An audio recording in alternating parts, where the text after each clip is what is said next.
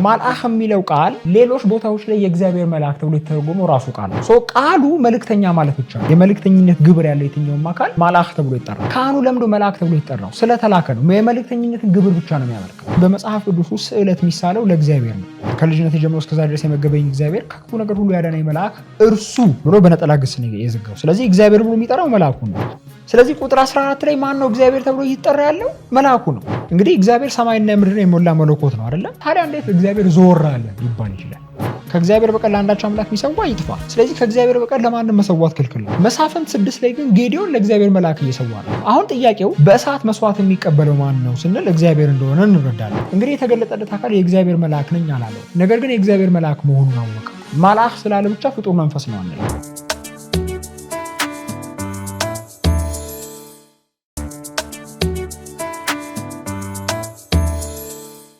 ሰላም ጤና ይስጥልን። ኤክስፖዚንግ ኦንሊ ጂሰስ ከመስቀል ሚዲያ ጋር በመተባበር ወደ እናንተ ይዞ የሚመጣውን ፕሮግራም እነሆ ዛሬ ዕለቱ ደርሶ ወደ እናንተ መተናል። በተለያዩ ምክንያቶች እንግዲህ የተወሰኑ ጊዜዎች ላይ ፕሮግራማችንን እያስተላለፍን አልነበረም። ለዚሁ ከልባዊ የሆነ ይቅርታ እንጠይቃለን። ከዚህ በኋላ ግን ባለን ፕሮግራም ያለመቆራረጥ ወደ እናንተ ይዘን የምንመጣ ይሆናል። ዛሬ እንደተለመደው ከአንድ እንግዳ ጋር ወደ እናንተ መጥቻለሁ። እንግዳዬ ወንድም ሳምሶን ይባላል። ምናልባትም በተለያዩ በማህበራዊ ሚዲያዎች በተለይም ደግሞ በቲክቶክ ላይ አይዛያ 48 አፖሎጂቲክስ በሚል ታውቁታላችሁ። በጣም ያስተምራል። ሲያስተምር ያው ሁላችሁም ሰምታችሁታል። ዛሬ ደግሞ ከእኔ ጋር ወንድማችን ሳምሶን ወይንም ደግሞ አይዛያ 48 ያው ሶሻል ሚዲያ ላይ በምናውቀው ስም ማለት ነው አይዛያ 48 በአንድ ርዕሰ ጉዳይ ላይ ሊያስተምረን ተገኝቷል። ወንድማችን ሳሚ እንኳን ደህና መጣ። ስለኛም እግዚአብሔር ይመስገን። እሺ እስቲ እንግዲህ ከመጀመራችን በፊት ወንድማችን ሳሚ ወይ ደግሞ ሳምሶን ማን ነው? እንዴት ወደዚህ አገልግሎት አፖሎጂቲክስን እንዴት ጆይን አደረክ የሚለውን የተወሰነ ብሪፍ ካደረከን በኋላ የያዝነው ርዕሰ ጉዳይ ሰፊና ጊዜ የሚፈልግ ስለሆነ በስፋት ደግሞ እሱ ላይ በደንብ እንቆያለን ማለት ነው። እሺ እንግዲህ ያው ስሜ ሳምሶን ነው። ቅድም አሁን አንተ እንዳልከው በተለያዩ ሶሻል ሚዲያዎች በቲክቶክ፣ በቴሌግራም አይዛያ 48 አፖሎጂቲክስ በሚል ብዙዎቻችሁ ልታውቁኝ ይችላላችሁ እና እግዚአብሔር በረዳኝ መጠን በዕቅበተ እምነት ወይም በአፖሎጂቲክስ ለማገልገል ሞክር ወጣት ነኝ፣ ወንድም ነኝ እና ያው ይሄ ነው። ያ ቴንኪው ሳሚ። እንግዲህ ዛሬ ለተመልካቾቻችን ይዘን የመጣነው ርዕስ በተለይም አንተን የጋበዝንበት ትልቁ ርዕስ ቴዎፋኒ ወይንም ደግሞ ኤንጅል ኦፍ ዘ ሎርድ ኤንጅል ኦፍ ያህዌ የሚለውን ሐሳብ በደንብ አብረን እንድንዳሰስ ፈልጌ ነው። እሺ ለመነሻ ያክል ይሄ ቴዎፋኒ ምንድነው ቴዎሎጂው ስለምንድነው የሚያወራው የሚለው ነገር የተወሰነ ሲያብራራለን። እሺ አመሰግናለሁ። እንግዲህ ቴዎፋኒ የሚለው ቃል ከሁለት የግሪክ ቃላት የተዋቀረ ነው። ቴዎስ እና ፋኒ ከሚለው ነው። እሱም የአምላክ መገለጥ ማለት ነው። የአምላክ መገለጥ እና በብሉይ ኪዳን እግዚአብሔር ወይም ደግሞ መለኮት ይገለጥ ነበረ። አሁን አንተ ቀደም እንዳልከው እየተነጋገርንበት ያለው ርዕስ የእግዚአብሔር መልአክ ወይም ደግሞ ኤንጅል ኦፍ ዘ ሎርድ የሚለው ቶፒክ ነው እና ይህ የእግዚአብሔር መልአክ ቀጥለን በመጽሐፍ ቅዱስ ማስረጃዎች እንደምንመለከተው ፍጡር አይደለም፣ መለኮት ነው፣ አምላክ ነው። የሱ መገለጥ በብሉይ ኪዳን የአምላክ መገለጥ ነው። ስለዚህ ቴዎፋኒ ማለት የአምላክ መገለጥ ማለት ነው በብሉይ ኪዳን። ስፔሲፊክሊ ደግሞ እንግዲህ እኛ ሥላሴያንን በአብ በወልድ በመንፈስ ቅዱስ በአካል ሶስትነትና በባህሪ አንድነት እናምናለን። አንድ መለኮታዊ ባህሪ ያለ፣ 3 መለኮታዊ አካላት አሉ። ስለዚህ ከዛ መለኮታዊ ባህሪ አንድነት የተነሳ ሁለተኛ አምላክ የለም፣ የባህሪ አንድነት ስላለ ማለት ነው። ስለዚህ ስፔሲፊክሊ የእግዚአብሔር መልአክ የትኛው አካል ነው ስንል አሁን እኛ ክርስቲያኖች እንደምናምነው ወልድ ነው። ምናልባት የእግዚአብሔር መልአክ ወልድ ነው የሚለውን ቶፒክ ሌላ ጊዜ በስፋት የምንመለከተው ይሆናል። ዛሬ ግን ባለን ፕሮግራም የእግዚአብሔር መልአክ የሚባለው ማንነት በመጽሐፍ ቅዱስ የምንመለከተው አካል መለኮት እንደሆነ ፍጡር እንዳልሆነ እና በተደጋጋሚ ለብሉይ ኪዳን አባቶች ይገለጥ እንደነበረ ተገልጦም ያህዌ እንደሚባል ኤሎሂም እንደሚባል እንደሚመለክ ሰዎች ወደ እርሱ እንደሚጸልዩ በብዙ መጽሐፍ ቅዱሳዊ ማስረጃዎች የምንመለከት ይሆናል በእነዚህ በተከታታይ ክፍሎች። ያ ቴንኪው። በእርግጥ እኔም ኤንጅል ኦፍ ዘ ሎርድ ወይንም ደግሞ የአስተምሮተ ሥላሴን በብሉይ ኪዳን በደንብ ለማብራራት ጠንካራ ኬዝ ናቸው ብዬ ከማምንባቸው ሐሳቦች አንደኛው የእግዚአብሔር መልአክ ሐሳብ ነው። ብሉይ ኪዳን ላይ ብዙ ጊዜ አዲስ ኪዳን በእርግጥ ኢላቦሬት ያደርገዋል። ያው የእግዚአብሔር ልጅ ኢየሱስ ክርስቶስ ስጋ ሆኖ በመካከላችን በመኖሩ በመመላለሱ ምክንያት አዲስ ኪዳን ላይ ባለው እሱ ባስተማረን ትምህርት መሰረት በበለጠ ብናገኝም በብሉይ ኪዳን ደግሞ ጠንካራ ከሆኑ ኬዞች ውስጥ አንደኛው ይህ የያህዌ መልአክ ማን ነው? ከእግዚአብሔር ተልኮ ነው የሚመጣው። እንግዲህ መልአክ የሚለውን ቃሉን ራሱ በደንብ ወደ በኋላ ላይ እናብራራለን። አንደኛ እዚህ አስተምሮ ላይ በጣም ግራ ከሚያጋባ በተለይ ለመጀመሪያ ሰዎች ሲሰሙ መልአክ ብለው ግራ ይጋባሉ። ስለዚህ መልአክ ምን ማለት ነው? ከዛ ደግሞ ይህ ከእግዚአብሔር ተልኮ የሚመጣ መልአክ ለምንድነው አሴ ዲቫይን ፐርሰን ምናምነው ወይንም ደግሞ ነው ብለን የምንሞገትባቸውን ጠንከር ያሉ ፖይንቶችን እንግዲህ ወደ ኋላ ላይ በደንብ እያየን እንሄዳለን። ስለዚህ ጥሩ መደላደል ፈጥረልናል ወንድማችን ሳሚ። ስለዚህ እስቲ ይህንን የኤንጅል ኦፍ ዘ ሎርድ ወይንም ደግሞ የያህዌ መልእክተኛ የያህዌ መልአክ ተብሎ የተገለጠውን እስቲ በደንብ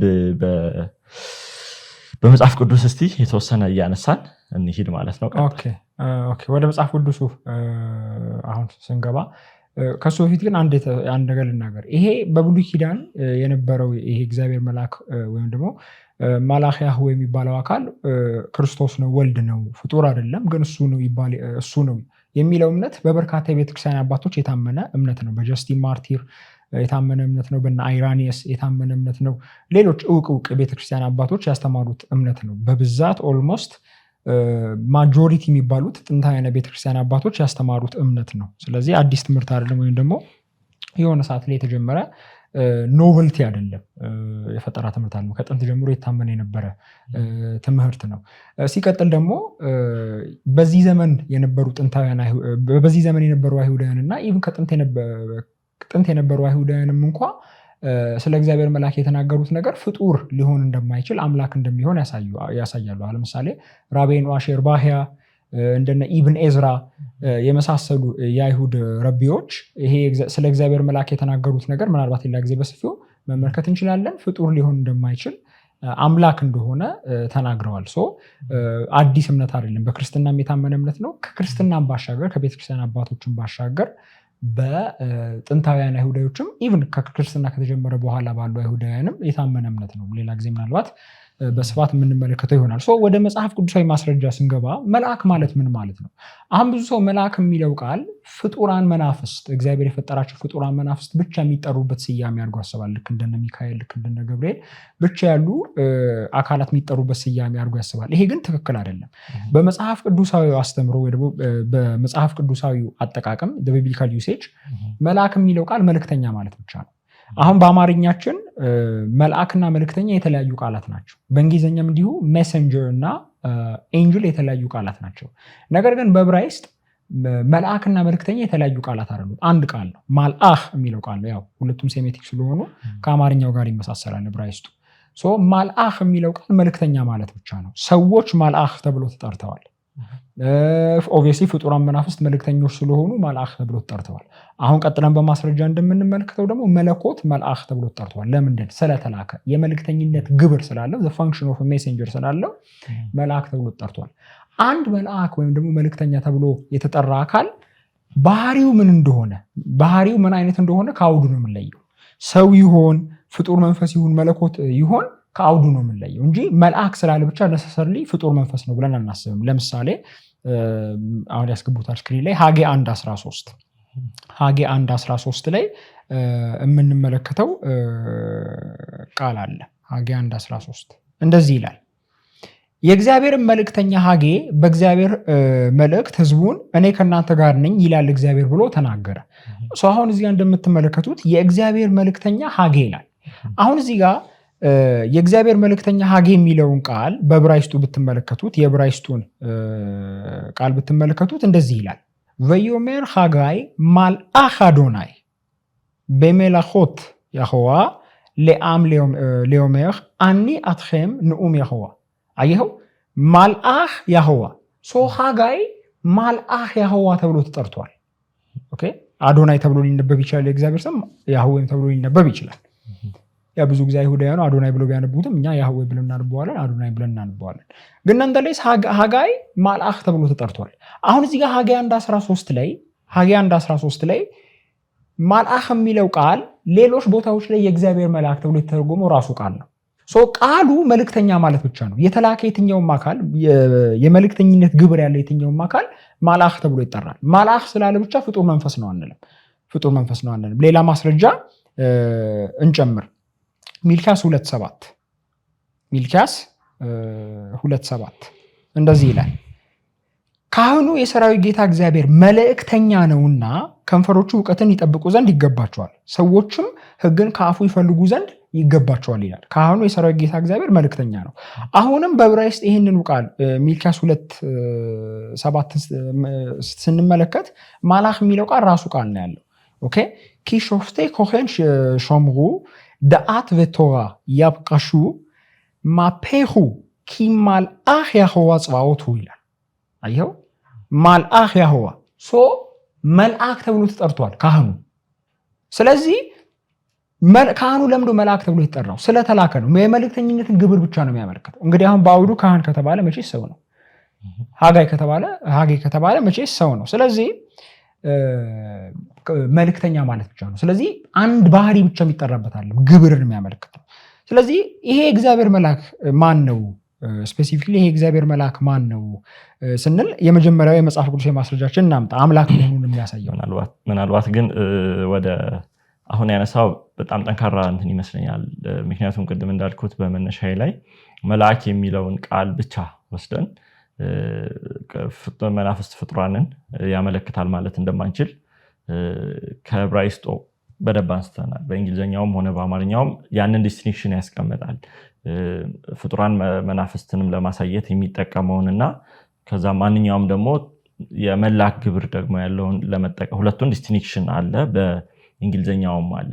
ነገር ግን ወደ ዕብራይስጥ ስንሄድ ግን ያንን ዲስቲንክሽን አያስቀምጥም። ስለዚህ ያንን ቃል ብቻ ወስደን አይ ገብርኤልን ነው እነዚህ ፍጡራን መናፍስትን ነው ማለት አንችልም ማለት ነው። አይ ቲንክ እሱኛው ላይ ጥሩ ኬዝ ይመስለኛል። ይሄ ጥሩ መደላደል አስቀምጠናል አሁን። ስለዚህ ሰውም ሊሆን ይችላል መልአክ ተብሎ፣ አሁን እኛ አማርኛውን እየተጠቀምኩ ስለሆነ ነው። በዕብራይስጡ ብንሄድ መልአክ የሚለው ሰውንም ሊያመለክት ይችላል። መልአክ የሚለው መናፍስትንም ደግሞ ፍጡራን መናፍስትንም ሊያመለክት ይችላል። ስለዚህ ሰውን ሲያመለክት አይ ገብርኤልን ነው እንደማንል ሁሉ ጀስት ቃሉን ብቻ ይዘን እንደሱ አይነት እንትን ውስጥ አንገባም፣ ክርክር ውስጥ አንገባም። ስለዚህ ሰፋ አድርገን ይሄ ኤንጅል ኦፍ ዘ ሎርድ ምንድን ነው፣ ባህሪው ምንድን ነው፣ መለኮት ነው የሚለውን ደግሞ አሁን በደንብ እንሄዳለን። ይሄኛው ቀጥሎ ያለው ደግሞ ቢብሊካል ወይ ደግሞ መጽሐፍ ቅዱሳዊ ዳሰሳችን ደግሞ ጥሩ ይሆናል ብዬ አስባለሁ። እንቀጥል። እሺ ይሄ እግዚአብሔር መልአክ መለኮት ነው የምንልበትን የመጀመሪያውን መጽሐፍ ቅዱሳዊ ማስረጃ እንመልከት። ዘፍጥረት 31 ከቁጥር 10 እስከ 13 እንደዚህ ይላል። ዘፍጥረት 31 ከቁጥር 10 እስከ 13 እንዲህም ሆነ በጎቹ በጎመጁ ጊዜ ዓይኔን አንስቼ በሕልም አየሁ፣ እነሆም በበጎቹና በፍየሎቹ ላይ የሚንጠላጠሉት የበጎችና የፍየሎች አውራዎች፣ ሽመልመሌ መሳዮችና ዥንጉርጉሮች ነቁጣ ያለባቸውም ነበሩ። የእግዚአብሔርን መልአክ በሕልም ያዕቆብ ሆይ አለኝ። እኔም እነሆኝ አልሁት። እንዲህም አለኝ፣ ዓይንህን አቅንተህ እይ፣ በበጎችና በፍየሎች ላይ የሚንጠላጠሉት የበጎችና የፍየሎች አውራዎች፣ ሽመልመሌ መሳዮችና ዥንጉርጉሮች ነቁጣ ያለባቸውም ናቸው። ላባ በአንተ ላይ የሚያደርገውን ሁሉ አይቻለሁና ሐውልት የቀባህበት በዚያም ለእኔ ስዕለት የተሳልክበት የቤቴል አምላክ እኔ ነኝ። አሁንም ተነስተህ ከዚህ ሀገር ውጣ፣ ወደ ተወለድበት ምድር ተመለስ ይላል። አሁን እዚህ ጋር የምንመለከተው ያዕቆብ ያየውን ራእይ ነው። ያዕቆብ በላባ ቤት በነበረ ሰዓት ኦብቪየስሊ ከላባ ጋር የነበራቸው ግንኙነት ተበላሸ። ያዕቆብ ብዙ ሀብት ሲኖረው፣ ያዕቆብ ብዙ ሀብት ሲያፈራ የላባ ልጆች ያዕቆብ ይህን ሁሉ ሀብት ያፈራው በአባታችን ሀብት ነው ማለት ሲጀምሩ የያዕቆብና የላባ ግንኙነት ተበላሸ።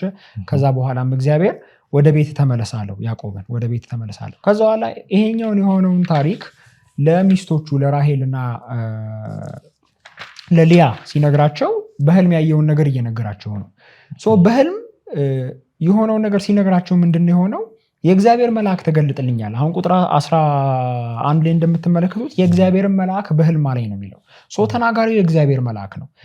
ይሄ የእግዚአብሔር መልአክ ምንድን ነው እያለ ያለው? ኦኬ የበጎቹን አይነት ነገረውና በበጎችና በፍየሎች ላይ የሚንጠላጠሉት የበጎችና የፍየሎች አውራዎች፣ ሽመልመሌ መሳዮችና ዥንጉርጉሮች ነቁጣ ያለባቸውም ናቸው ይላል። ኦልሬዲ ያዕቆብና ላባ በበጎቹ አስይዘው ስለነበረ ማለት ነው። ከዛ በኋላ ምን ይላል? ላባ በአንተ ላይ የሚያደርገውን ሁሉ አይቻለሁ ይላል። አሁን ይሄ ራሱ ዲቫይን ስፒች ነው። ምክንያቱም በመጽሐፍ ቅዱስ ውስጥ ሰዎች ላይ የሚደርሰውን ግፍ፣ ሰዎች ላይ የሚደርሰውን መከራ የሚያየው እግዚአብሔር ነው። ሰዎች ላይ የሚደርሰውን ግፍ፣ ሰዎች የሚደርሰውን መከራ ወይም ደግሞ ይሄ ኢንጀስቲስ የሚመለከተው እግዚአብሔር ነው። ለምሳሌ ሁለተኛ ዜና ምዕራፍ 24 ቁጥር 22 ላይ እንዲሁም ንጉሱ ለኢዮአስ ዮዳሄ ያደረገለትን ቸርነት አላሰበም፣ ልጁንም ዘካርያስ አስገደለው፣ እርሱም ሲሞት እግዚአብሔር ይየው ይፈልገውም አለ። ስለዚህ በደልን ግፍን የሚያየው እግዚአብሔር ነው። ነገር ግን ዘፍጥረት 31 ላይ ላባ በአንተ ላይ የሚያደርገውን ሁሉ አይቻለሁ ያለው የእግዚአብሔር መልአክ ነው። ላባ በአንተ ላይ የሚያደርገውን ሁሉ አይቻለሁ። ላባ በያዕቆብ ላይ ያደረገውን ግፍ ወይም ደግሞ ኢንጀስቲስ ወይም በደል ያየው የእግዚአብሔር መልአክ ነው። ከዛ ቁጥር 13 ላይ ቀጥሎ ምን እንደሚል ተመልከቱት። ሐውልት የቀባህበት በዚያም ለእኔ ስዕለት የተሳልክበት የቤቴል አምላክ እኔ ነኝ። ስለዚህ የእግዚአብሔር መልአክ ቃል በቃል ምንድን ነኝ እያለ ነው? የቤቴል አምላክ እኔ ነኝ እያለ። እዚህ ጋር እየተናገረ ያለው አካል ሰው እንዳልሆነ፣ ፍጡር መንፈስ እንዳልሆነ፣ ነገር ግን መለኮት እንደሆነ ከዚህ ጋር በቀጥታ ያለ ምንም ግርታ እንመለከታለን። ቃል በቃል ሐውልት የቀባህበት በዚያም ስዕለት የተሳልክበት የቤቴል አምላክ እኔ ነኝ። ስለዚህ የእግዚአብሔር መልአክ አምላክ ነው፣ መለኮት ነው። አሁን እዚህ ጋር ሁለት አካላትን እንመለከታለን። ሁለት አካላት ሲባል ማለት ነው ቅድም አሁን አንተ እንዳልከው አማኔ የእግዚአብሔር መልአክ ነው የሚለው። ይሄ እንግዲህ መልአክ ማለት መልእክተኛ ማለት ነው። ይሄ የተላከው አካል መልእክተኛ የሆነለት አካል አለ። መቼስ አንድ አካል የራሱ መልእክተኛ ሊሆን አይችልም፣ ራሱን ሊልክ አይችልም፣ በራሱም ሊላክ አይችልም። ኦኬ። ስለዚህ የእግዚአብሔር መልእክተኛ ከተባለ ሌላ መለኮት ዲቫይን ፐርሰን አለ ማለት ነው። ይሄኛው አካል መልእክተኛ የሆነለት፣ ነገር ግን ይሄኛው መልእክተኛውን ፍጡር አይደለም። ቃል በቃል እንደምንመለከተው የቤቴል አምላክ እኔ ነኝ ብሎ ተናግሯል። ስለዚህ ዚህ ዳይሬክት አቴስቴሽን ለአምላክነቱ። ሲቀጥል ደግሞ ምንድን ነው ያለው? እዚህ ጋር ሐውልት የቀባህበት በዚያም ስዕለት የተሳልክበት ለእኔ ስዕለት የተሳልክበት የቤቴል አምላክ እኔ ነኝ ያለው። አሁን ለሱ ስዕለት ተስሏል። ይሄ ለምንድን ነው ኢምፖርታንት የሆነው ስንል በመጽሐፍ ቅዱስ ውስጥ ስዕለት የሚሳለው ለእግዚአብሔር ነው። ስዕለት የሚሳለው ለእግዚአብሔር ነው። ለፍጡር በምንም ተአምር ስዕለት አይሳልም። ለምሳሌ መዝሙረ ዳዊት ምዕራፍ 50 ቁጥር 14 መዝሙረ ዳዊት ምዕራፍ 50 ቁጥር 14 የእግዚአብሔርን የምስጋናን መስዋዕት ሰዋ፣ ለልዑልም ስዕለትህን ስጥ ይላል። ለልዑልም ስዕለትህን ስጥ። ስለዚህ ስዕለት የሚሳለው ወይ ደግሞ ስዕለት የሚሰጠው ለማን ነው? ለእግዚአብሔር ነው ማለት ነው። ለፍጡር ስዕለት አይሳልም። ሌላ ማስረጃ መዝሙረ ዳዊት ምዕራፍ 116 ቁጥር 18 መዝሙረ ዳዊት ምዕራፍ 116 ቁጥር 18 በሕዝቡ ሁሉ ፊት ስዕለቴን ለእግዚአብሔር ፈጽማለሁ፣ በሕዝቡ ሁሉ ፊት ስዕለቴን ለእግዚአብሔር ፈጽማለሁ። ስለዚህ ስዕለት ለእግዚአብሔር ነው የሚሰጠው። ስዕለት በፍጹም ለፍጡር አይሰጠም። እዚህ ጋር ግን የእግዚአብሔር መልአክ ምንድን ነው እያለ ያለው? ሐውልት የቀባህበት በዚያም ለእኔ። አሁን ተመልካቾቻችን እንዲያስተውሉ የምፈልገው ለእኔ የምትለውን ቃል ነው። በዚያም ለእኔ ስዕለት የተሳልክበት የቤቴል አምላክ እኔ ነኝ። ያዕቆብ ስዕለቱን የተሳለው ለመልአኩ ነው። ስለዚህ አምላክ ላልሆነ አካል ስዕለት አይሳልም። አሁን ፕሩቭ እንዳደረግነው በማስረጃ እንዳሳየ ነው ስዕለት የሚሳለው አምላክ ለሆነ አካል ነው። ስለዚህ የእግዚአብሔር መልአክ ከዘፍጥረት 30 ላይ እንደምንረዳው አንደኛ ግፍንና በደልን ያያል። ይሄ መለኮታዊ አትሪቢዩት ነው። ሁለተኛ ሰዎች ለሱ ስዕለት ይሳላሉ። ይሄ መለኮታዊ አትሪቢዩት ነው። አምላክ ላልሆነ አካል ስዕለት አይሳልም። ሶስተኛ ደግሞ በቀጥታ አምላክ ነኝ ብሎ በቀጥታ ቃል በቃል አምላክ ነኝ ብሎ ተናግሯል። ስለዚህ ይሄ የእግዚአብሔር መልአክ አምላክ እንደሆነ መለኮት እንደሆነ ያሳያል። ያ እዚህ በዘፍጥረት ምዕራፍ 31 ላይ የሚያነሳቸውን ሶስት እንትኖችን ሪማይንድ ያደርገዋል። አንደኛ ሐውልት የቀባህባት ይለዋል። ከዛ ቀጥሎ በዚያም ለእኔ ስዕለት የተሳልክባት ይላል። ስለዚህ አንደኛ ሐውልት አቁሞ ቀብቷል። ከዛ ደግሞ ስዕለት ተስሏል። ከዛ በኋላ አንድን ስፔሲፊክ ቦታ ደግሞ ይጠቅሳል። ቤቴል ብሎ የቤቴል አምላክ እኔ ነኝ ይላል። አምላክ የሚለው ቃል አለ። በሚገርም ሁኔታ ግን ሳሚያው እንደምታውቀው እነዚህ ይሄ ታሪክ እንግዲህ ያው ኦሪት ዘፍጥረትን ስናነብ ታሪኮቹ ተንሰላስለው ነው የተቀመጡት። ስለዚህ ይሄው ታሪክ ግን የተወሰነ ወደኋላ ስንሄድ ስለምናገኝ እንደው ይሄ የእግዚአብሔር መልአክ አምላክ ነኝ ከማለት ባለፈ ደግሞ ኮቨነንታል የሆነ ሪሌሽን ከእስራኤላውያን ጋር እንዳላቸው ቀደም ባለው ቦታ ላይ ተናግሮ ነበርና ምናልባት እሱን ብታሳየን ደስ ይለናል። ዘፍጥረት 28 ላይ ቲንክ አይደለ? ያ እንግዲህ አሁን ለማየት እንደሞከርነው የእግዚአብሔር መልአክ ሐውልት የቀባህበት በዚያም ለእኔ ስለተሳልክበት የቤቴል አምላክ እኔ ነኝ ይላል። አሁን ተመልካቾች እንዲያስተውሉ የምፈልገው ነገር አንደኛ አሁን አንተ እንዳልከው የቤቴል አምላክ ነኝ ብሎ ቤቴልን ጠቅሷል። ሁለተኛ ስዕለት የተሳልክበት ብሎ ስዕለት ምሳሉን ጠቅሷል። ሶስተኛ ደግሞ ሐውልት የቀባህበት በማለት ሐውልትን እንደቀባ ጠቅሷል። አሁን መጠየቅ ያለብን ጥያቄ እነዚህ ነገሮች መቼ ነው የተከሰቱት፣ የት ነው የተከሰቱት የሚለውን ስንጠይቅ መልሱን የምናገኘው ዘፍጥረት 28 ላይ ነው። እንግዲህ ዘፍጥረት 28 ላይ ያዕቆብ ጀነራል ጥቅል ታሪኩን ለመስጠት ያው ተመልካቾቹ ሙሉ አውዱን ማንበብ ትችላላችሁ። ሙሉ ምዕራፉን ከወላጆቹ ተለይቶ ወደ ላባ በሚሄድበት ጊዜ የተከሰተ ታሪክ ነው እና በመንገድ ላይ ያለ ያው ይመሽበታል። ከዛ ከመሸበት በኋላ አንድን ድንጋይ ተንተርሶ ይተኛል። ሙሉ ምዕራፉን እናንብበውና ከዛ በኋላ አስፈላጊውን ነጥብ እንመለከተዋለን። ይሄ ዘፍጥረት ምዕራፍ 28 ቁጥር 11 ነው። ወደ አንድ ስፍራም ደረሰ፣ ፀሐይም ጠልቃ ነበርና ከዚያም አደረ። በዚያም ስፍራ ድንጋይ አነሳ፣ ከራሱም በታች ተንተርሶ በዚያ ስፍራ ተኛ። ህልምም አለመ፣ እነሆም መሰላል በምድር ላይ ተተክሎ ራሱን ወደ ሰማይ ደርሶ እነሆም የእግዚአብሔር መላእክት ይወጡበት ይወርዱበት ነበር። እነሆም እግዚአብሔር በላይ ቆሙበት ነበር። እንዲህም አለ፣ የአባትህ የአብርሃም አምላክ የይስሐቅም አምላክ እኔ እግዚአብሔር ነኝ። ይህችንም አንተ የተኛህባትን ምድር ለአንተም ለዘርህ እሰጣለሁ። ዘርህም እንደ ምድር አሸዋ ይሆናል። እስከ ምዕራብና እስከ ምስራቅ እስከ ሰሜንና እስከ ደቡብ ተስፋፋለህ። የምድርም አሕዛብ ሁሉ በአንተ በዘርህም ይባረካሉ። እነሆም እኔ ከአንተ ጋር ነኝ፣ በምትሄድባት መንገድ ሁሉ እጠብቅሃለሁ፣ ወደዚህች ምድር መልስሃለሁ፣ የነገርኩህንም ሁሉ እስካደርግልህ ድረስ አልተውህምና። ያዕቆብም ከእንቅልፉ ተነስቶ በእውነት እግዚአብሔር በዚህ ስፍራ አለ፣ በዚህ ስፍራ ነው፣ እኔም አላወቅኩም ነበር አለ። ፈራ፣ እንዲህም አለ፣ ይህ ስፍራ እንዴት ያስፈራ! ይህ ስፍራ የእግዚአብሔር ቤት ነው እንጂ ሌላ አይደለም፣ ይህም የሰማይ ደጅ ነው። ያዕቆብም ማልዶ ተነሳ፣ ተንተርሶት የነበረውን ድንጋይ ወስዶ ሐውልት አድርጎ አቆመው፣ በላዩም ዘይትን አፈሰሰበት። ያዕቆብም ያንን ስፍራ ቤቴል ብሎ ጠራው። አስቀድሞ ግን የዛች ከተማ ስም ሎዛ ነበረ። ያዕቆብም እንዲህ ብሎ ስዕለት ተሳለ፣ እግዚአብሔር ከኔ ጋር ቢሆን በሚሄድበት በዚህ መንገድ ቢጠብቀኝ፣ የምበላውንም እንጀራ የምለብሰውንም ልብስ ቢሰጠኝ፣ ወደ አባቴን ቤት በጤና ብመለስ እግዚአብሔር አምላክ ይሆንልኛል። ለሐውልት የተከልኩት ይህም ድንጋይ ለእግዚአብሔር ቤት ይሆናል። ከሰጠኸኝም ሁሉ ለአንተ ከ10 እጅ አንዱን እሰጥሃለሁ ይላል። ስለዚህ በዚህ ቦታ የምንመለከተው ምንድን ነው? ያዕቆብ መሽቶ ተንተርሶ በነበረበት ሰዓት ላይ አንድን ህልም ያልማል። ያም ህልም ምንድን ነው? እግዚአብሔር ይገለጥለታል። ከእግዚአብሔር በታች ደግሞ መሰላል ነበረ። በዚያም መሰላል ደግሞ መላእክት ሲወጡና ሲወርዱ ያያል። ከዚያም ያ የተገለጠለት አምላክ ምን ይለዋል? የአባቶቹ የአብርሃምና የይስሐቅ አምላክ ያህዌ መሆኑን፣ ይህን የተኛበትን ምድር ለእሱም ለዘሩም እንደሚሰጥ፣ ዘሩ እንደ ምድር አሸዋ እንደሚያበዛ፣ እስከ ምዕራብና እስከ ምስራቅ እስከ ሰሜን እስከ ደቡብ እንደሚሰፋ፣ የምድርም አሕዛብ ሁሉ በዘሩ እንደሚባረኩ፣ እሱም ከእሱ ጋር እንደሚሆን፣ በሚሄድበት መንገድ ሁሉ እንደሚጠብቀው፣ ወደዚች ምድር እንደሚመልሰው ቃል ገባለት፣ እንደማይተውም ቃል ገባለት። ከዚያም ያዕቆብ ምን አደረገ?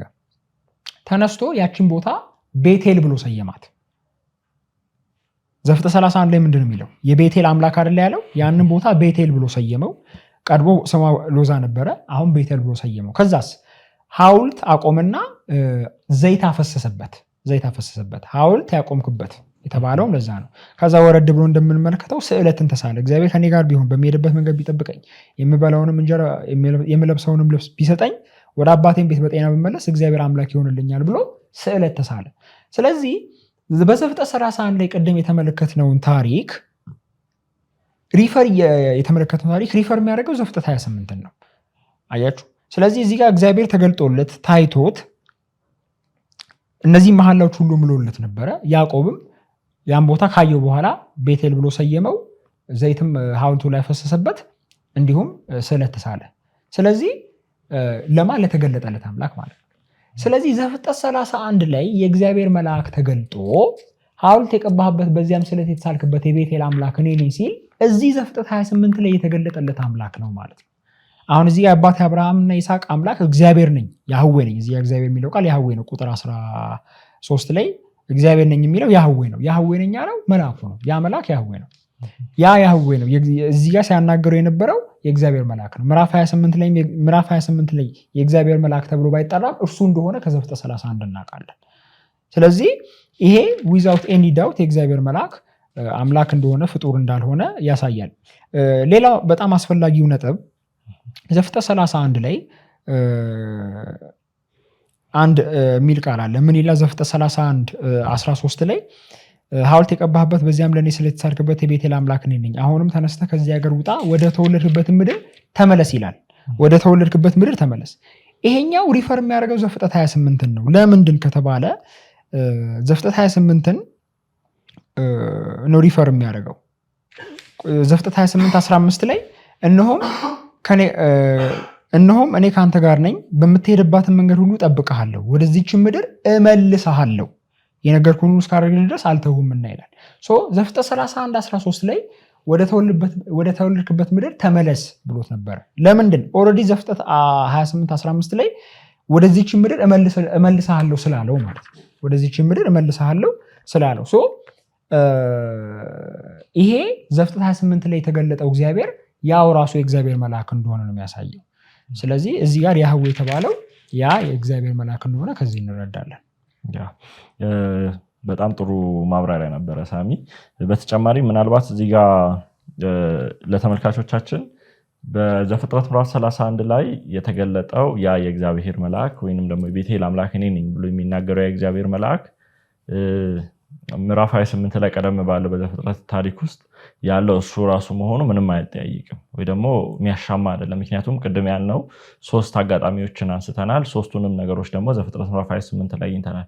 ስዕለት መሳሉን በቤቴል መሆኑና ከዛ ደግሞ በሐውልት ማቆሙ፣ እነዚህ 3ቱ ነገሮች በዘፍጥረት ምዕራፍ 31 ላይ ያለው የሚመልሰን ነው ዘፍጥረት ምዕራፍ 28 ነው።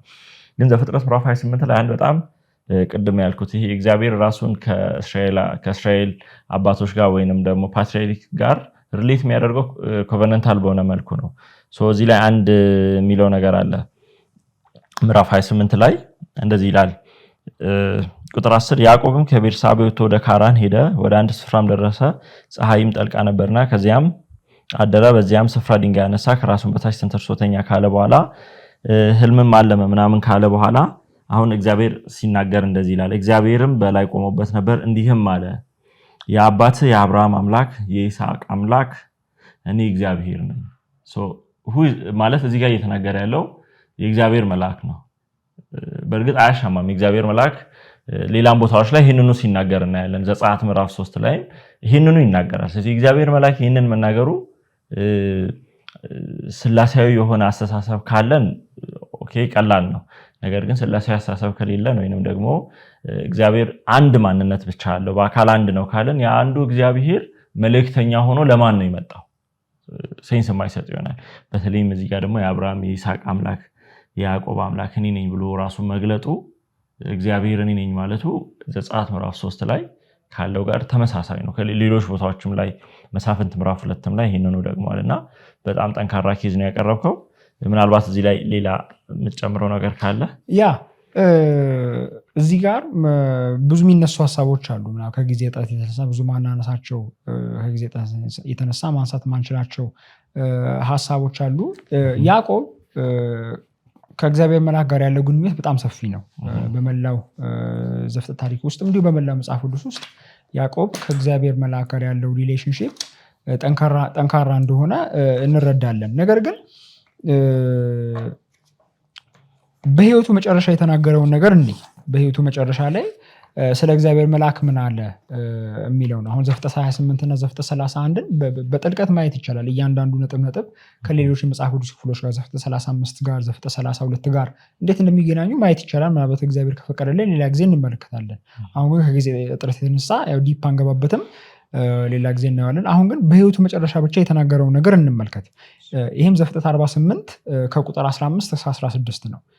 ዘፍጥረት 48 ከቁጥር 15 ከ16 ላይ እንደዚህ ይላል። ያዕቆብም ዮሴፍን ባረከ እንዲህም አለ፣ አባቶቼ አብርሃምና ይስሐቅ በፊቱ ሄዱለት እርሱ እግዚአብሔር፣ ከታናሽነቴ ጀምሮ እስከዛሬ ድረስ እኔን የመገበኝ እግዚአብሔር፣ ከክፉ ነገር ሁሉ ያዳነኝ መልአክ እርሱ እነዚህን ብላቴኖች ይባርክ፣ ስሜም የአባቶቼ የአብርሃምና ይስሐቅም ስም በእነርሱ ይጠራ፣ በምድር መካከል ይብዙ ይላል። አሁን እዚህ ጋር የምንመለከተው ምንድነው? ያዕቆብ የህይወቱ መጨረሻ ላይ ነው። በቀጣዩ ምዕራፍ ላይ ያው ይሞታል እንደሚታወቀው እና የዮሴፍን ልጆች ኤፍሬምና ምናሴን እየባረከ ነው እና በዚህ ሰዓት ሲባረካቸው ምን ብሎ ነው የባረከው? አባቶቼ በፊቱ ሄዱለት እርሱ እግዚአብሔር ከታናሽነቴ ጀምሮ እስከዛሬ ድረስ እኔን የመገበኝ እግዚአብሔር፣ ከክፉ ነገር ሁሉ ያዳነኝ መልአክ እርሱ እነዚህን ብላቴኖች ይባርክ ይላል። አሁን እዚህ ጋር ተመልካቾች እንዲያስተውሉ የምፈልገው ነገር አባቶች አብርሃምና ይስሐቅ በፊቱ ሄዱለት እግዚአብሔር፣ ከታናሽነቴ ጀምሮ እስከዛሬ ድረስ እኔን የመገበኝ እግዚአብሔር፣ ከክፉ ነገር ሁሉ ያዳነኝ መልአክ እነርሱ። አያችሁ፣ ስለ ሁለት አካል አይደለም እየወራ ያለው፣ ስለ ሁለት አካል ቢያወራ ኖሮ እነርሱ ይል ነበር። እርሱ ግን በነጠላ ግስ እርሱ እነዚህን ብላቴኖች ይባርክ ነው ያለው። ይባርኩ አላለም፣ ይባርክ ነው ያለው። ለምንድን እያወራ ያለው ስለ አንድ አካል ነው። እግዚአብሔር መልአክ ብሎ የሚጠራው አንድን አካል ነው። ለዛ ነው አባቶች አብርሃምና ይስሐቅ በፊቱ የሄዱለት እግዚአብሔር፣ ከታናሽነት ጀምሮ እስከ ዛሬ ድረስ እኔን የመገበኝ እግዚአብሔር፣ ከክፉ ነገር ሁሉ ያዳነኝ መልአክ ይልና እርሱ ይባርክ ነው የሚለው። እነርሱ ይባርኩ አይላለም።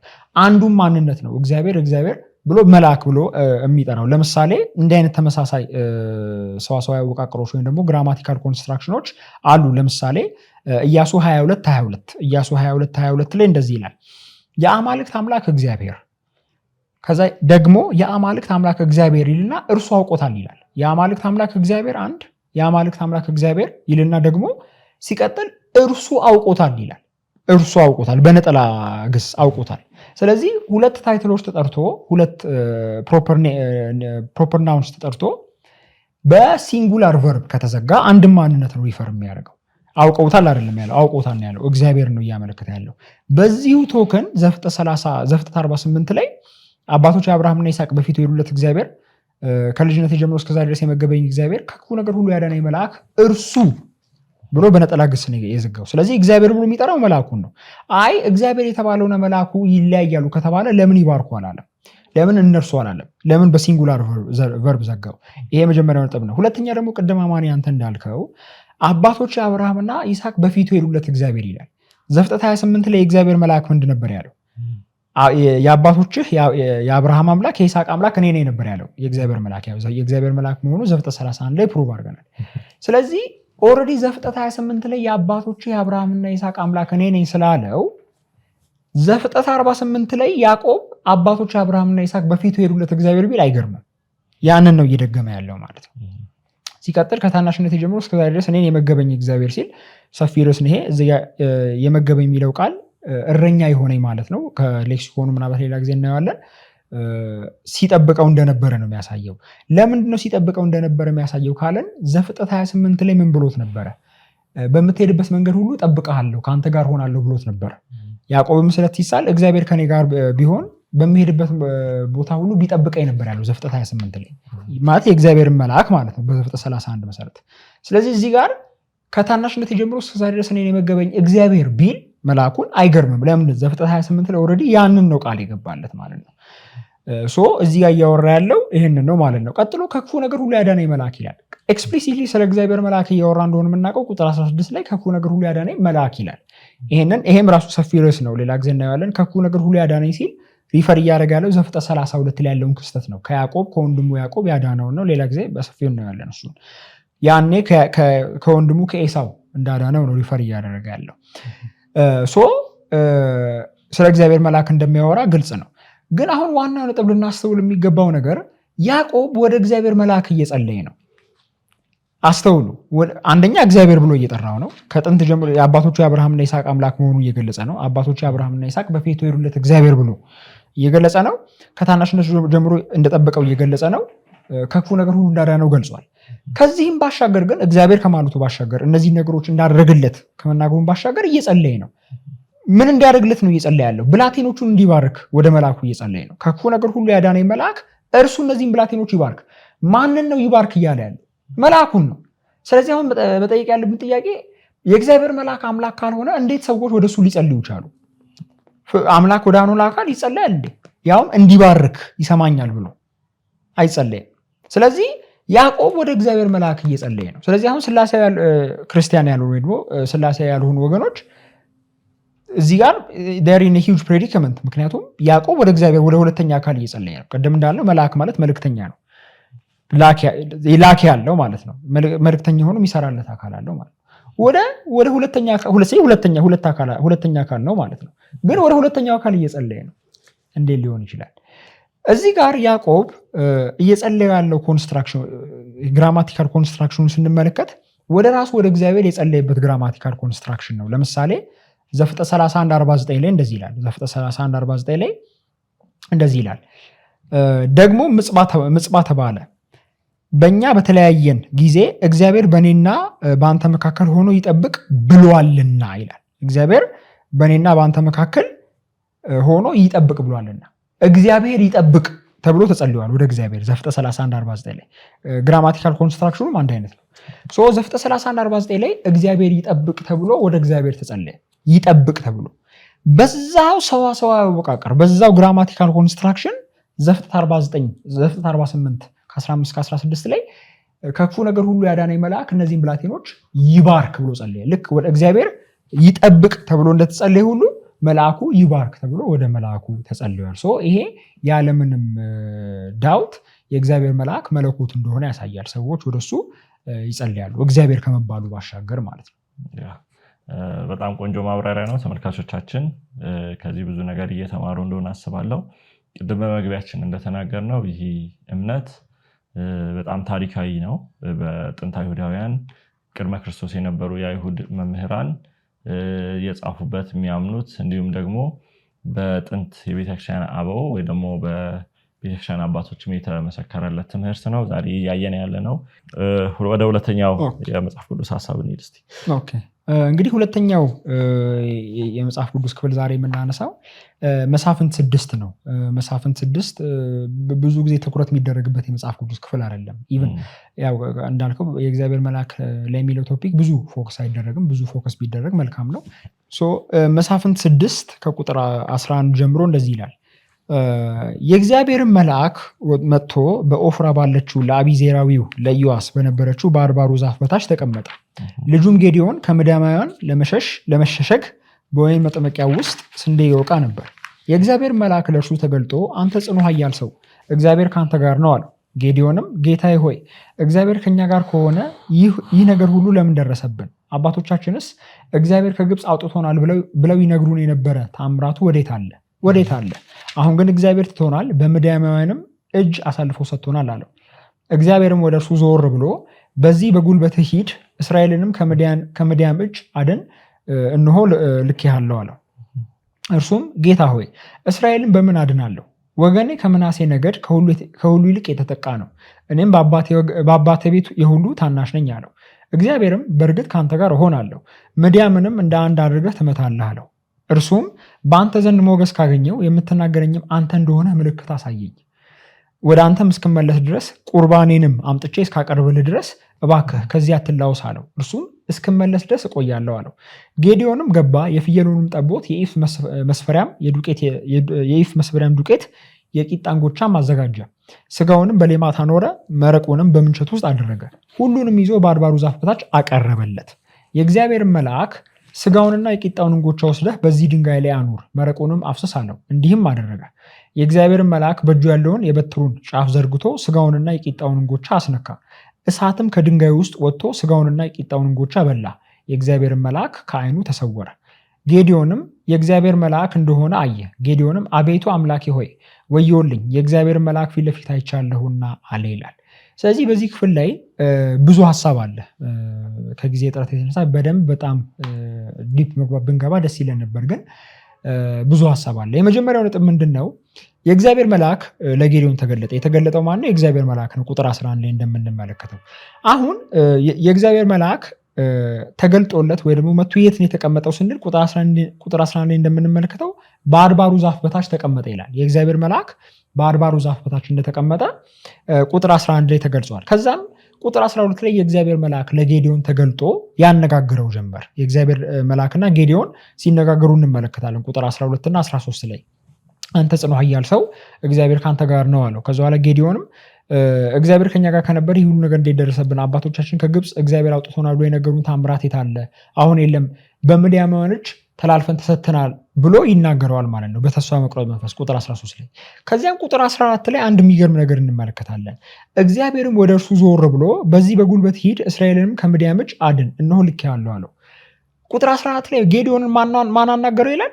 እግዚአብሔር አናገረው ይላል። አያችሁ፣ ቁጥር 12 ላይ ግን ሲያናገረው የነበረው የእግዚአብሔር መልአክ ነው። ቁጥር 12 ላይ የእግዚአብሔር መልአክ ተናገረ ይላል። ቁጥር 14 ላይ ግን እግዚአብሔር ወደ እሱ ዞር አለ ይላል። ስለዚህ ቁጥር 14 ላይ ማን ነው እግዚአብሔር ተብሎ እየተጠራ ያለው? መልአኩ ነው። የእግዚአብሔር መልአክ ነው እግዚአብሔር ተብሎ እየተጠራ ያለው። አያችሁ፣ ምክንያቱም ሁለት አካላትን አይደለም እያወራ ያለው። ሲቀጥል ጌዲዮን አንድ አካል ነው እያወራ ያለው። ሲቀጥል ደግሞ the flow of the conversation የንግግሩን ፍሰት ስንመለከት ከአንድ አካል ጋር ነው እያወራ ያለ። ያም አካል የእግዚአብሔር መልአክ ነው። ቁጥር 14 ላይ ግን እግዚአብሔርም ወደ እርሱ ዞር ብሎ በማለት የአካል እግዚአብሔር ተብሎ ጠርቷል። የእግዚአብሔር መልአክ ማለት ነው። ስለዚህ እግዚአብሔር መሆኑን ያሳያል። ኢትስ ኢንትረስቲንግ። ቁጥር 14 ላይ እዚህ እግዚአብሔር የሚለው ቃል ያህዌ የሚለው ቃል ነው። ኤሎሂም የሚለው ቃል አይደለም። ኤሎሂም የሚለው ቃል እንደየአውዱ ለፍጡራን ሊሰጥ ይችላል። ጄኔሪክ ተርም ነው። ኮንቴክስቱን ማየት አለብን። መለኮትን ያመለክታል ወይስ ፍጡርን ያመለክታል የሚለው ኮንቴክስቱን ማየት አለብን። ኤሎሂም የሚለው ቃል፣ ያህዌ የሚለው ቃል ግን ሁሌም አምላክን ነው የሚያመለክተው። ስለዚህ ያህዌ በሚለው ቃል መልአኩ ተጠርተዋል ማለት ነው፣ ለፍጡር በማይሰጠው ስም። ሌላው እዚህ ጋር በትክክልም የእግዚአብሔር መልአክ እንደሆነ የምናውቀው እግዚአብሔርም ወደ እርሱ ዞር ብሎ ይላል። ወደ እርሱ ዞር ብሎ። አሁን እንግዲህ እግዚአብሔር ሰማይና ምድርን የሞላ መለኮት ነው አይደለም? ሰማይና ምድርን የሞላ መለኮት ነው። ታዲያ እንዴት እግዚአብሔር ዞር አለ ሊባል ይችላል? እንዴት እግዚአብሔር ወደ እሱ ዞር አለ ሊባል ይችላል ስንል በሰው አምሳል ስለተገለጠ ነው። ምክንያቱም ወረድ ብላችሁ ስታንቡት የእግዚአብሔር መልአክ በእጁ በትር ይዞ እንደነበረ የቀረበለትንም ቁርባን እንደነካ እንመለከታለን። ስለዚህ በሰው አምሳል የተገለጠው ማለት ነው። ስለዚህ በሰው አምሳል ስለተገለጠ ዞር አለ ተብሎ ሊነገርለት ችሏል። በሰው አምሳል ስለተገለጠ እንግዲህ አሁን በመጽሐፍ ቅዱስ መቼም ቢሆን አብን ያየው የለም ይላል ማለት ነው። እዚያ ግን እግዚአብሔር ዞር አለ ይላል። ለምንድን እዚያ እግዚአብሔር እየተባለ ያለው ወልድ ወይም በሰው አምሳል ተገልጦ የነበረው ወልድ ወይም የእግዚአብሔር መልአክ ነው። ለዛ ነው ቲኦፋኒ ያልነው። ቅድም መጀመሪያ ላይ ስከፍተው የአምላክ መገለጥ ያልነው ለዚህ ነው። ከዛም ቁጥር 16 ላይ ጌዲዮንም መነጋገሩን ይቀጥላል። ጌዲዮን አሁንም እንግዲህ ስታነቡት ቁጥር 14 ላይ እስራኤልን ከምድያም እጅ አድን ዘንድ እነሆ ልኬሃለሁ ነው ያለው። ይሄ መለኮታዊ ስፒች ነው። ልኬሃለሁ ብሎ ሊናገር የሚችለው መለኮት ነው። በዚህ ሰዓት ጌዲዮን የተገለጠለት አካል ኖርማል ሰው እንዳልሆነና መለኮት እንደሆነ መረዳት ይጀምራል ማለት ነው። ለዛ ነው ወረድ ብሎ አንተ መሆንን እስካውቅ አንተ መሆንን እንዳውቅ ቁርባኔን እስካመጣልህ ጠብቅ ያለው። ለምንድን ኦልሬዲ ልኬሃለሁ ብሎ ሲናገረው ኖርማል ሰው እንዳልሆነና መለኮት እንደሆነ ገብቶታል። ስለዚህ ኮንቨርሴሽኑ ቀጥሏል ማለት ነው። ከዛ ቁጥር 15 ላይ ጌታ ሆይ እስራኤልን በምን አድናለሁ? ወገኔ ከምናሴ ነገድ ከሁሉ ይልቅ የተጠቃ ነው፣ እኔም በአባቴ ቤት ሁሉ ታናሽ ነኝ አለው። እግዚአብሔርም በእርግጥ ከአንተ ጋር ሆናለሁ፣ ምድያምንም እንደ አንድ ሰው አድርገህ ትመታልሃለሁ ይላል። ቃል እየገባለት ይቀጥላል። አሁን ጌዲዮን አሁን እዚህ የተመልካቾቻችን በደንብ እንድትረዱ የምፈልገው ነገር መጀመሪያ ላይ ጌዲዮን ኖርማል ሰው መስሎት አባቶቻችን የነገሩን የታለ ብሎ ነው የሚያዋራው።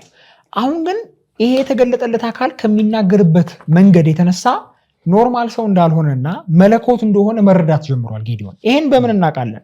ከቁጥር 17 ላይ ነው የምናውቀው። በአንተ ዘንድ ሞገስ ካገኘው ኦልሬዲ ሞገስ ካገኘው፣ ስለዚህ ለሱ ያለው ቪው ጨምሯል ማለት ነው። መለኮት ነው የሚለውን ነገር ማሰብ ጀምሯል። የምትናገረኝ አንተ እንደሆንክ ምልክት አሳየኝ። ምልክቱ ምንድን ነው? ወደ አንተም እስክመለስ ድረስ ቁርባኔንም አምጥቼ እስካቀርብልህ ድረስ እባክህ ከዚህ አትለውሳለሁ ይላል። እንግዲህ አሁን ጌዲዮን የሚያናግረው አካል ኖርማል ሰው ነው ብሎ ቢያስብ ቁርባን አቀርብልሃለሁ አይለው። አያችሁ? ከሚናገረው ንግግር አንጻር ልክ ያለው ከአንተ ጋር ነኝ ከሚለው ንግግር አንጻር የተነሳ ይሄ የሚናገረው አካል ኖርማል ሰው እንዳልሆነና መለኮት እንደሆነ መረዳት ጀምሯል ማለት ነው ጌዲዮን። ሰፊ ርዕስ ነው ብያችኋለሁ። ምናልባት ሌላ ጊዜ ዲፕ እንገባበታለን። ለምን ቁርባንን እንደ ምልክት ለመወሰደው ሌላ ቶፒክ ነው፣ ሌላ ጊዜ እንገባበታለን። ግን አሁን እዚህ መጠየቅ ያለብን ጥያቄ ለቁርባን ወይም መስዋዕት አምላክ ላልሆነ አካል ይቀርባል ወይ ስንል አይቀርብም። ዘጸአት ምዕራፍ 22 ቁጥር 20 ላይ እንዲህ የሚል ቃል አለ። ዘጸአት ምዕራፍ 22 ቁጥር 20 ላይ ከእግዚአብሔር በቀር ለአንዳች አምላክ የሚሰዋ ፈጽሞ ይጥፋ ይላል። ዘጸአት ምዕራፍ 22 ቁጥር 20 ላይ ከእግዚአብሔር በቀር ለአንዳች አምላክ የሚሰዋ ይጥፋ። ስለዚህ ከእግዚአብሔር በቀር ለማንም መሰዋት ክልክል ነው። መሳፍንት 6 ላይ ግን ጌዲዮን ለእግዚአብሔር መልአክ እየሰዋ ነው። ቅድም እንዳልኳችሁ የእግዚአብሔር መልአክ አድባሩ ስር ነው ያለው። ቁርባኔን አምጥቼ አቅርብልሃለሁ እያለው ነው። ግን ክልክል ነው ከእግዚአብሔር ውጭ ለማንም መሰዋት። ስለዚህ ስላሳዊን ያልሆኑ ወገኖች ፕሬዲከመንት ውስጥ ናቸው። የእግዚአብሔር መልአክ ካልሆነ የእግዚአብሔር መልአክ መለኮት ካልሆነ መሳፍንት 6 ጣዖት አምልኮ ነው ማለት ነው። እግዚአብሔር ያልሆነ አካል መስዋዕት ቀረበ፣ ጣዖት አምልኮ ነው ስለሚከለከል ለማንም መስዋዕት ማቅረብ ማለት ነው። የመጀመሪያው ነጥብ ይሄ ነው። ሲቀጥል ደግሞ መሳፍንት 6 ላይ ቁርባን የሚለው ቃል በዕብራይስጡ መሳፍንት 6:18 ላይ ቁርባን የሚለው የዕብራይስጥ ቃል ሚንኻ የሚለው የዕብራይስጥ ቃል ሲሆን በቤተ መቅደስ ውስጥ ለእግዚአብሔር የሚቀርበውን ቁርባን ያመለክታል። ለምሳሌ ዘሌዋውያን 2:4 ላይ እንደዚህ ይላል። ዘሌዋውያን 2:4 በእቶን የተጋገረውን የእህል ቁርባን ስታቀርብ በዘይት የተለወሰ የመልካም ዱቄት የቂጣ እንጎቻ ወይም በዘይት የተቀባ ስስ ቂጣ ይሁን ይላል። እዚህ ጋር በቤተ መቅደስ ውስጥ ለእግዚአብሔር የሚቀርበው ቁርባን ወይም ደግሞ መስዋዕት ምን ተብሎ ተጠርቷል? የእህል ቁርባን ተብሎ ተጠርቷል። እዚህ ጋር ዘሴም ቃል ነው። ሚንኻ የሚለው ዘሴም ቃል ነው። ስለዚህ ለእግዚአብሔር መልአክ የቀረበው መስዋዕት ለእግዚአብሔር በቤተ መቅደስ ውስጥ የሚቀርበው መስዋዕት ነው። አምላክ ካልሆነ ይሄ ግልጽ ጣዖት አምልኮ ይሆናል። ሌላም ይሄው ራሱ ሚንሃ የሚለው ቃል የሚቃጠል መስዋዕት ሊያመለክት ይችላል። ለምሳሌ ኢያሱ 22:23 ኢያሱ 22:23 ላይ እንደዚህ የሚል ቃል አለ። እግዚአብሔርን ከመከተል እንድንመለስ የሚቃጠለውን መስዋዕትና የእህል ቁርባን እንድናሳርግበት የደህንነትንም መስዋዕት እንድናቀርብበት ብለን መሰዊያ ሰርተን እንደሆነ እግዚአብሔር ራሱ ይቀበለን ይላል። ስለዚህ የእህል ቁርባን የሚለው ቃል ዕብራይስጥ ውስጥ ሚንሃ የሚለው ቃል ነው። ስለዚህ በቤተ መቅደሱ ስለ እግዚአብሔር የሚቀርበው መስዋዕትና በሚቃጠል መስዋዕት ለእግዚአብሔር የሚቀርበው መስዋዕት የሚያመለክት ቃል ነው ሚንሃ የሚለው ዕብራይስጥ ቃል። ያ ነው ለእግዚአብሔር መልአክ የቀረበው። ስለዚህ የእግዚአብሔር መልአክ አንደኛ ያህዌ ተብሎ ተጠርቷል። ሁለተኛ እኔ ልኬሃለሁ ከምድያም እጅ እንድታድን እኔ ልኬሃለሁ ከአንተ ጋር ነኝ ብሎ ተናግሯል። ዲቫይን ስፒች ነው፣ ፍጡር እንዳይናገርም። ሶስተኛ ደግሞ መስዋዕት ቀርቦለታል። ከእግዚአብሔር በቀር አንደኛ መሰዋት ክልክል ነው። ሁለተኛ የቀረበለት መስዋዕት በቤተ መቅደስ ውስጥ የሚቀርበው በቤተ መቅደስ ውስጥ ለእግዚአብሔር የሚቀርበው የእግዚአብሔር መስዋዕት ነው፣ የሚቃጠል መስዋዕት። ስለዚህ ይሄ የእግዚአብሔር መልአክ ፍጡር እንዳልሆነ መለኮት እንደሆነ ያሳያል። ከዛ ቀጥሎ ምን እንደሆነ ተመልከቱ። መሳፍንት 6 ላይ ስናነብ ቁጥር 18 ላይ እስካቀርብል ድረስ አትላውሳለሁ ከዛ በኋላ እርሱም እስክትመለስ ድረስ አቆያለሁ አለ ይላል። ጌዲዮንም ገባ፣ የፍየሉንም ጠቦት የኢፍ መስፈሪያም ዱቄት የቂጣ እንጎቻ አዘጋጀ፣ ስጋውን በሌማት አኖረ፣ መረቁንም በምንቸት ውስጥ አደረገ፣ ሁሉንም ይዞ በአድባሩ ዛፍ በታች አቀረበለት። የት አቀረበለት? በአድባሩ ዛፍ በታች አቀረበለት። ቅድም ቁጥር 11 ላይ የእግዚአብሔር መልአክ የት ነበር የቀረበው ይላል? የት ነበር የተቀመጠው ይላል? ቁጥር 11 ላይ ከአድባሩ ዛፍ በታች ነበር። እዚህ ቁጥር 19 ደግሞ ምን ይላል? የት አቀረበለት ይላል? በአድባሩ ዛፍ በታች አቀረበለት ይላል። ስለዚህ መስዋዕቱን ያቀረበው እዛው በአድባሩ ዛፍ በታች በሰው አምሳል ተገልጦ ለነበረው ለእግዚአብሔር መልአክ ነው። በሰው አምሳል ሊገለጥ የነበረው ያኔ ሙሉ ሰው ስለነበረ ሳይሆን ስጋዊውን ፎርሻዶ እያደረገ ስለነበረ ነው።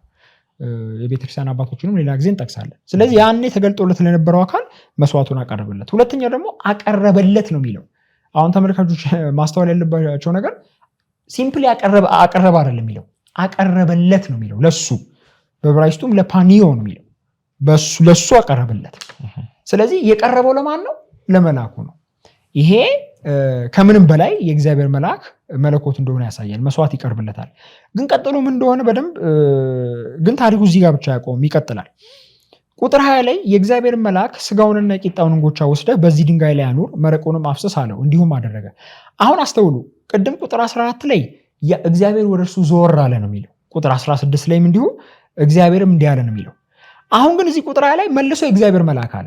አያችሁት? መጀመሪያ ቁጥር 12 ላይ የእግዚአብሔር መልአክ አለ፣ ከዛ እግዚአብሔር አለ። አሁን ደግሞ መልሶ የእግዚአብሔር መልአክ አለ። ለምንድን? የእግዚአብሔርን መልአክ እግዚአብሔር ተብሎ እየጠራ ያለው አንድ አካል ነው። ለዚህ ነው ሁለት መለኮታዊ አካል በአካል ሁለት በባህሪ አንድ የምንለው። ለዚህ ነው ሁለት እግዚአብሔር ተብሎ የሚጠሩ ሁለት አካላት አሉ፣ በአካል ደረጃ ማለት ነው። በባህሪ አላለም፣ የባህሪ አንድነት ስላለ። ከዛም ስጋውና የቂጣውን እንጎቻ ወስደ በዚህ ድንጋይ ላይ አኑር፣ መረቁንም አፍስስ አለው። እንዲሁም አደረገ ይላል። ለሱ ስለሆነ ያቀረበው እንዴት ማቅረብ እንዳለበት ሁላ እየነገረ ያለው እግዚአብሔር መልአክ ነው። ይሄ ሪሲፒየንቱ ስለሆነ ማለት ነው፣ ተቀባዩ ስለሆነ። ከዛ ቁጥር 21 ላይ የእግዚአብሔርን መልአክ በእጁ ያለውን የበትሩን ጫፍ ዘርግቶ ስጋውንና የቂጣውን እንጎቻ አስነካ፣ እሳቱም ከድንጋይ ውስጥ ወጥቶ ስጋውንና የቂጣውን እንጎቻ በላ፣ የእግዚአብሔር መልአክ ከዓይኑ ተሰወረ ይላል። አሁን ተመልካቾች ማስተዋል ያለባቸው ነገር ምንድን ነው? መስዋዕቱ እንዴት ነው ተቀባይነት ያገኘው? በእሳት ነው። የእግዚአብሔር መልአክ እንግዲህ ቅድም ቁጥር 19 ላይ ያቀረበለት ነው የሚለው፣ ለሱ ለመልአኩ ማለት ነው። ከቀረበለት በኋላ ምን አደረገ መልአኩ?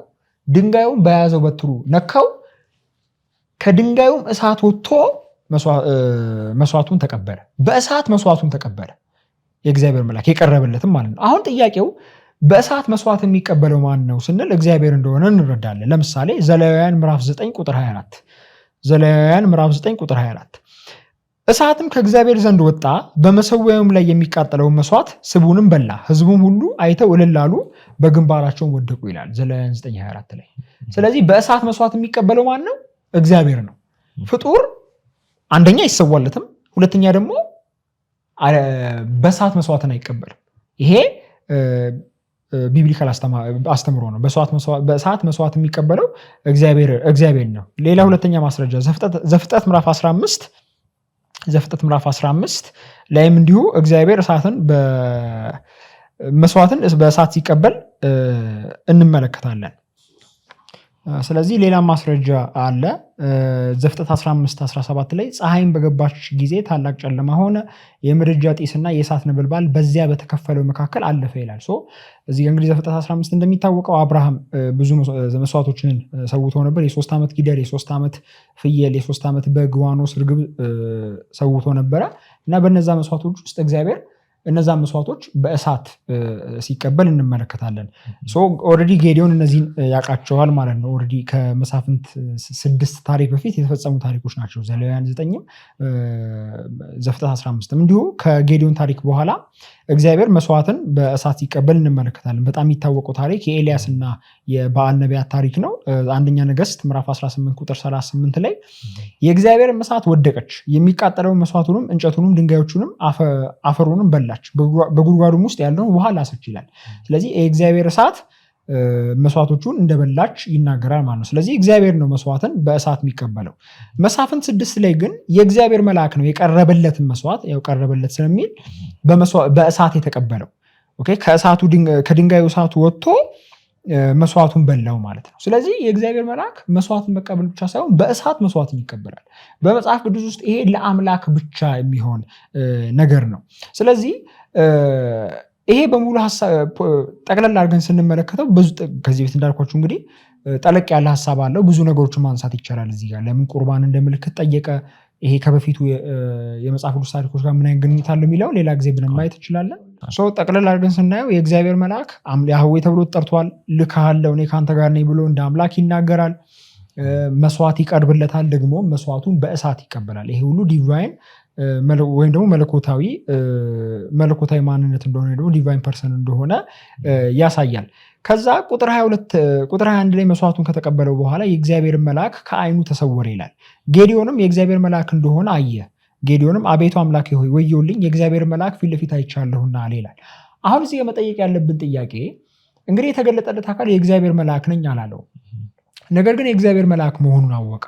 እንዴት አወቀ ስንል ጌዲዮን ከዚህ በፊት የተከሰቱትን የመጽሐፍ ቅዱስ ታሪኮች ያውቃቸዋል። ይህንን በምን እናውቃለን ከተባለ ቁጥር 13 ላይ አባቶቻችንስ እግዚአብሔር ከግብፅ አውጥቶናል ብለው ይነግሩን የነበረው ታምራቱ ወዴት አለ ብሏል። ስለዚህ ያኔ በዘጸአቱ ዘመን የተከሰተውን ነገር ያውቅ ነበረ ማለት ነው። ስለዚህ ያኔ በዘጸአቱ ዘመን የተከሰተውን ነገር ካወቀ ያኔ ከሱ በፊት የነበሩ የእግዚአብሔር ሰዎች ያደረጉትን ነገርና ታሪካቸውን ያውቃል ማለት ነው። ከዚህ በፊት ደግሞ ማለትም ከመሳፍንት 6 በፊት የነበሩትን የመጽሐፍ ቅዱስ ክፍሎች ስንመለከት የእግዚአብሔር መልአክ በሰው አምሳል ይገለጣል። ለምሳሌ በሰው አምሳል ተገልጦ ያዕቆብን ታግሎታል ዘፍጥረት 32 ላይ። በሰው አምሳል ለኢያሱ ተገልጦለታል ኢያሱ 5 ላይ። በሰው አምሳል ለበለዓም በዘኍልቍ 22 ላይ ተገልጦለታል። ስለዚህ የእግዚአብሔር መልአክ በሰው አምሳል እንደሚገለጥ ያውቃል። እሱ ብቻ ሳይሆን የእግዚአብሔር መልአክ እንደ እግዚአብሔር እንደ መለኮት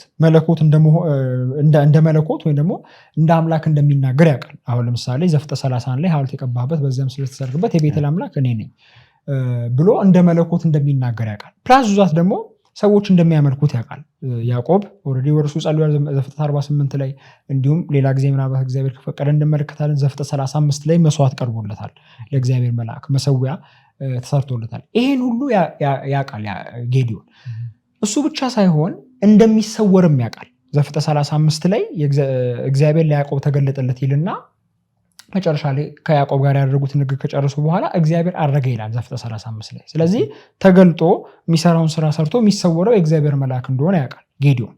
ለዛም ነው መሳፍንት 6 ላይ የእግዚአብሔር መልአክ አይቻለሁና ያለው። እኔ እግዚአብሔር መልአክ ነኝ አላለው። ነገር ግን የእግዚአብሔር መልአክ መሆኑን አወቀ። ለምንድን? በፊት ከተከሰተው ነገር አንጻር፣ በፊት ከነበረው መጽሐፍ ቅዱሳዊ ክስተት አንጻር፣ እሱ ከነበረው መጽሐፍ ቅዱሳዊ ክስተት አንጻር ቅድም እንግዲህ ኦልሬዲ እንደነገርኳችሁ ኦልሬዲ ከሱ በፊት እግዚአብሔር ለእስራኤል ሕዝብ ምን እንዳደረገ የእግዚአብሔር ሕዝብ የእስራኤል ሕዝብ ምን አይነት ታሪክ እንዳሳለፈ ያውቃል። የዘጸአቱን ታሪክ እንደማያውቅ ቁጥር 13 ላይ ተገልጿል። ስለዚህ ከዛ እውቀቱ ተነስቶ ነው የእግዚአብሔር መልአክ መሆኑን ያወቀው። በሰው አምሳል የሚገለጠው የሚመለከው እንደ እግዚአብሔር የሚናገረው የሚሰወረው የእግዚአብሔር መልአክ እንደሆነ ስለሚያውቅ ነው የእግዚአብሔር መልአክ አይቻለሁ ያለው፣ ምንም እንኳን የእግዚአብሔር መልአክ ነኝ ባይለው። ስለዚህ ስንጠቀልለው የእግዚአብሔር መልአክ መስዋዕት ይቀርብለታል፣ ከእግዚአብሔር በቀር ማንም የሚሰዋ ይጥፋ እንደሚል እግዚአብሔር ተብሎ ተጠርቷል። እንደ እግዚአብሔር ይናገራል። ሰዎች ወደ እርሱ ይጸልያሉ። ቃል በቃል አምላክ ነኝ ይላል። የቤቴል አምላክ የአባቶች አብርሃምና ይስሐቅ አምላክ ነኝ ይላል። ሰዎች ስዕለት ይሳሉለታል። ከዚህ የምንጠቀልለው በብሉይ ኪዳን ውስጥ ሁለተኛ መለኮታዊ አካል አለ። አንድ አካል ብቻ ነው መለኮት የሚለው ትምህርት አይደለም በአዲስ ኪዳን በብሉይ ኪዳንም አይደገፍም ለማለት ነው። በጣም እናመሰግናለን ሳሚ። በጣም በተመልካቾች ስም በጣም ማመስገን ይኖርብኛል። ምክንያቱም በጣም ሰፊ ግልጽና ጥልቅም የሆነ ደግሞ ትንታኔ አቴታይም ሰጥተናል። እናመሰግናለን። በተለይም የመሳፍንት ምዕራፍ 6 ላይ አምልኮን ሲቀበል ወይንም ደግሞ ለአምላክ ብቻ የሚቀርብን መስዋዕት መቀበሉን አሳይተናል። ዘፍጥረት ምዕራፍ 31፣ ዘፍጥረት ምዕራፍ 28፣ ዘፍጥረት 48 እና መሳፍንት ምዕራፍ 6 ላይ ዛሬ በነበረን የመጽሐፍ ቅዱስ ላይ ያለውን ይህንን የእግዚአብሔር መልአክ ከእግዚአብሔር ተልኮ የሚመጣ መልእክተኛ ስለሚል ግን ደግሞ ራሱን እንደ ዲቫይን ፐርሰን የሚናገር ወይ ደግሞ አስ ዲቫይን ፐርሰን አክት የሚያደርገው ማን ነው የሚለውን ነገር በእርግጥ ቅድምም አንተም በዳሰሳ ላይ የእግዚአብሔር ልጅ ኢየሱስ ክርስቶስ እንደሆነ ስትናገር ነበር። ምናልባት ለተመልካቾቻችን ቅድም አንተም ስትል ነበር ፍጡር አይደለም የሚለውን ነገር። ስለዚህ መልአክ የሚለው ነገር ኢየሱስን ልክ አንዳንድ እንደነ ጆቫ ዊትነስ ወይ ደግሞ አንዳንድ እንደምንፍቅና ድርጅቶች ኢየሱስን መልአክ ነው እንደሚሉት እያልን አይደለም። እንደዛ በዛ ሴንስ እያልን አይደለም። አሁን እያልን ያለነው መልአክ የሚለውን መልእክተኛ በሚል ነው። አሴ ታይትል ነው እየተጠቀምን ያለነው ከእግዚአብሔር ተልኮ የመጣ ምክንያቱም መልእክተኛ ስለሆነ። ነገር ግን ደግሞ በተመሳሳይ እኔ የአብርሃም የይስሐቅ የያዕቆብ አምላክ ነኝ ብሎ የሚናገር እንደሆነ ነው ያየነው። ዲቫይን ፐርሰን እንደሆነ አይተናል። ይሄ በጣም ጠንካራ የሆነ አስተምሮ ነው። ስላሴ በጣም ጠንካራ ኬዞች አሉት አይደለ? መጽሐፍ ቅዱስ ውስጥ ራሱን በደንብ ሲስተማቲካሊ አጠናክሮ ወይንም ደግሞ ሲስተማቲካሊ ፕሬዘንት ከሚደረግባቸው ትምህርቶች ውስጥ አንደኛው ይሄ ነው።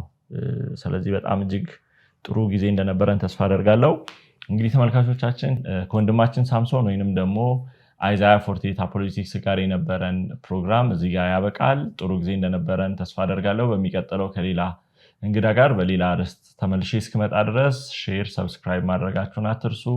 ከወዲሁ መልካም ሳምንት፣ ደህና ቆዩ።